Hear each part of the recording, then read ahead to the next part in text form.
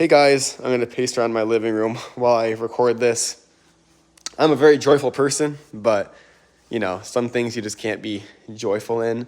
And so I don't like to make somber videos, but this is more of a sad video to make. So one of my dear childhood friends, Luke, actually he used to live right across the door there, that other home. They just posted on Instagram, his dad, George, has just been diagnosed with cancer.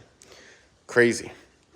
I was crying a minute ago. I was like, dude, that's insane. He's in his late 50s, which is, pretty relatively young for today's standards.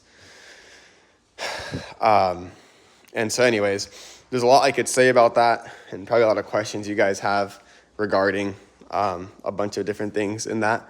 But the one thing I wanted to point out, because it's bothered me before and I saw it happen again, and I don't like it, and so I want to rant about it on my YouTube channel. There was a lot of comments. They're for quick context, they're very big into Christian ministries. So most of their followers are other Christians who are also in ministries. So you can imagine most of their comment section was just filled with people saying hey, we're going to keep you guys in our prayers and whatnot.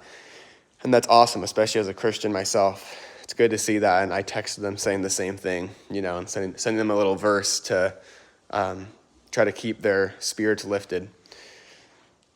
The thing that always bothered me with these sort of situations, and I saw it happen, like I said, it kind of made my blood boil, is when people, I read a comment that was like, my God works miracles, watch him do another one, And then someone else saying I serve a God who's a miracle worker, and he's going to work a miracle in your situation.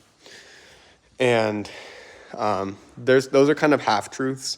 It is true that God heals, and we should always pray for the sick and pray for everyone because God always performs miracles, especially in the medical field. And again, I don't have a lot of time, but to keep it short, God's will is something that none of us know. We can never know what he has planned for our lives. It's always a mystery.